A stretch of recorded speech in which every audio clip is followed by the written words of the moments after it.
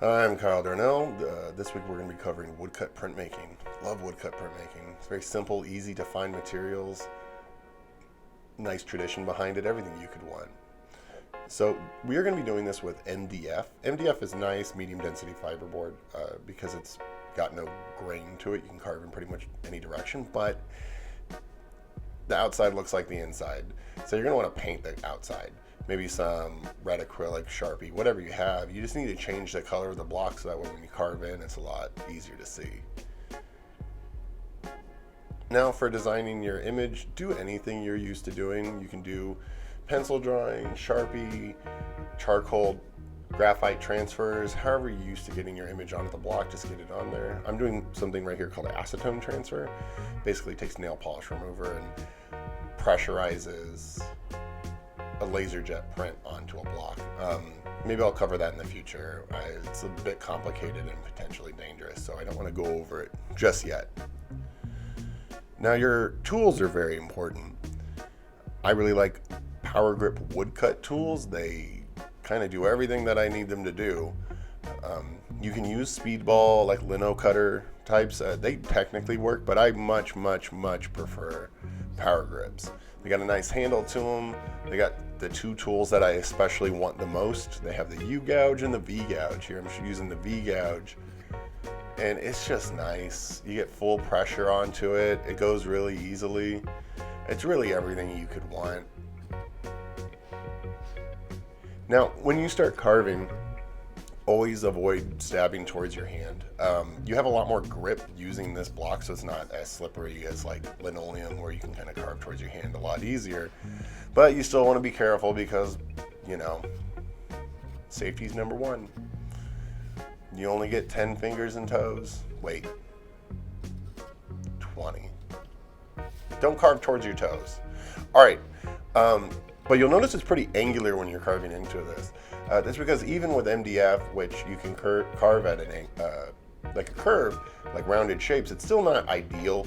Wood isn't. It's linoleum's better for that. So everything needs to be kind of angular because that's how it's going to be easiest to carve. MDF kind of crumbles when you carve into it compared to like birch plywood or something like that. But I just find MDF easier to carve into than those. Here's another example of some carving. Outlining with the V first, so you still can do curves, you just got to be careful, and then using the U gouge to kind of clear out the rest. You can see here I'm using gloves. Actually, I prefer gloves quite a bit whenever I'm carving. These are baseball gloves, got a nice grip to them, they're very breathable, and if you ever get asked to join a softball league, you're ready to go. I mean, like, you never know. When you're carving out deeper areas, try to take your time to carve them smoothly. So there's a better chance that it won't pop up. I mean, I know you might be like super into German expressionists or something. You're like, but Kirchner left his chatter. It's like, he left his chatter because he knew what he was doing. You don't know what you're doing. Take your time. Carve it deep. All right, paper prep. Like most people, I buy 18 by 24 inch paper. It's just easier to have that around and then cut it down. So what you're going to want to do when you cut it down is figure out your math. This is a 9 by 12 inch block, so that means I need an 11 by 14 inch paper. 11 by 14 inch paper will fit most frame sizes really easily too.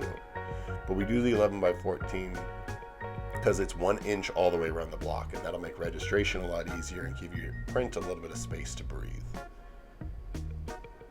Here I'm measuring the 11 inch parts out first and cutting them out of the longer sheet of the paper, the longer 24 inch side. And now we're on the 18 inch side where I can cut the 14 out. Again, this is like very simple math and geometry. And I know like art people generally aren't good at that. That's why it's as simplified as possible. Whatever size your block is, add an inch all the way around, you're gonna have a good registration. I also recommend getting a see-through ruler and a rotary cutter. I mean, they're not just for quilters. Speaking of, it really helps with something like this. So our registration, you're going to add in, since you add an inch all the way around, you can subtract an inch all the way around to make your registration. So your block will just slide right into the middle. I'll show you how to use that one in a second. But first, let's get to printing. Let's look at ink. What type of inks do I like? I like Speedball Super Graphic ink. their professional series. It's water soluble, it cleans up really easily. As an educator, it's a lifesaver. The only problem with it is it takes a while to dry, like a while to dry. So you want to add a few things to it. I use cobalt dryer, that's the smaller purple bottle, and then magnesium carbonate. Magnesium carbonate's like makeup, foundation, like it's just like a thickener. So what you're gonna do first is you're going to lay your ink out. Make sure that you're not digging directly into the ink. I just hate that. It doesn't matter with this ink as much because it's running, but like, I hate whenever people just like stab into the ink. Once you have an amount ready, go ahead and add some magnesium carbonate. Don't add too much because it gets kind of chunky and you don't like chunky ink. You can always add more later. And then you're gonna dribble in a little bit of cobalt dryer. I don't have an exact ratio for this. I probably should, but it's whatever makes it better. It does have a really strong citrusy smell, so get used to that. Always work in a well-ventilated area. That'll make your life easier. I decided it was a little soupy, so I added a bit more magnesium carbonate back into the fold. And then, as my old teacher said, you want to wake the ink up. So once you get it mixed, you want to just start moving it around. He was a firm believer into kind of the spirit of ink, that it is a living thing. Anyway, get yourself a little dollop of ink out, and then you want to tap your roller into it and then roll it out. You can hear that nice little, that right there. But you only want to tap a little bit. You don't want to roll straight through that little dollop of ink you have because it's going to be glooped up. Glooped up isn't good.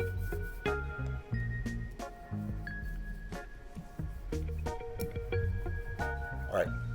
So we're actually going to ink it twice for the first one. Your first time inking, you want to ink it and then let it sit for a little bit. I like myself a nice thirsty block. I like for the block to soak up the ink at first. It kind of just makes it print a little bit better. There's ways you can seal your block using shellac or polyurethane, and I'm not a big fan of those. I'd rather my block absorb the ink up. So to do that, you're actually doing two inkings. You do the first ink, and then you let it chill for a second. Maybe go get some nachos, a taco nachos, whatever. And then you're gonna ink it up for a second time. But that's just for the first one. Then you can ink it up like normal every single time. You just need that base layer of ink to soak into the block and give it its proper ink juices. All right, so registration, we have the paper already down, we have it taped down. You wanna tape it down, it makes it a little bit easier. And then you're gonna take a piece of tape and remove most of the tack off of it by sticking it on something and tear it in half. You need two pieces.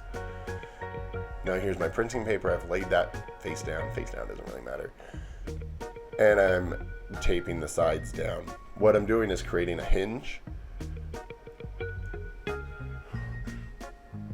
And what this hinge is gonna do is make it a lot easier to lift the paper up and have it stay in the same place. Like, look at that. You made yourself a little door. Great job, me, you. Slide your block in. Push it as close to that little outline we made earlier for registration. And I know there's way better versions of registration, but I like this. This is what I like. If you want to do a different registration, then by all means, go ahead and do it. Live your truth. Now you're actually going to hold the paper up as you crank it through the press. A little confusing to see from this angle, but it does look cool. Here's another version of it. So I got the paper down. Registration's down, printing paper's down. I got the tape. You can reuse the tape really through the whole run. It'll hold enough tack for all of it because it's not really transferring to the paper that much. And if it's not super archival, whatever, it'll last longer than you will. Throwing your block in.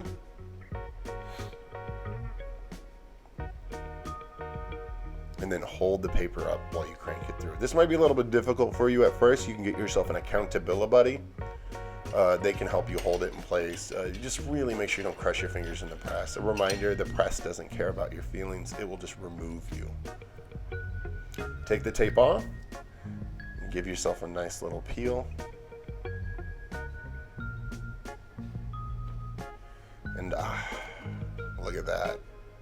Nice, crisp, clean print. I will say this method of printing woodcuts is actually a lot easier the bigger you go, and it gives it a much better, clean, crisp print. And that's what I'm about here. I'm about a crisp, clean print, and that might as well use that awesome roller of the printmaking press.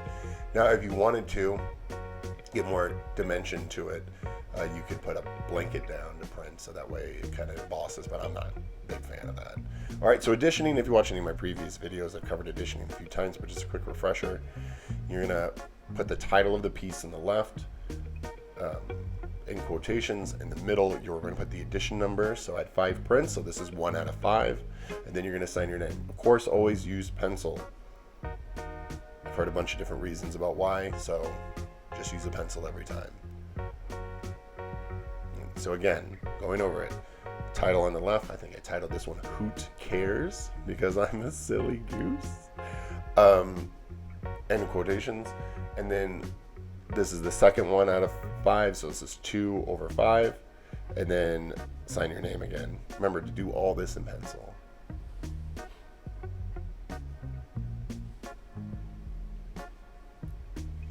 And then make it a lot easier on yourself, and throw yourself in a fast forward so you can just get through it. I mean, I've done editions of like 100 and 200 before, and it is boring. Try to keep your title short. All right, this isn't necessarily mandatory, but you want to wash your block to get the excess ink off and let it dry for a bit. If you're done printing your edition, then just be done. You can keep that and just, give it to your friend and be like, hey, look what I did. And he's going to go, I don't care about that. But for our purposes, I'm going to show you how to retire this block. And by retire, I mean we're going to paint it to kind of just like finish it off. So you want to wash and get all the extra off. Is an example of what the painted woodcut is going to look like. It's pretty dope, right? See ya.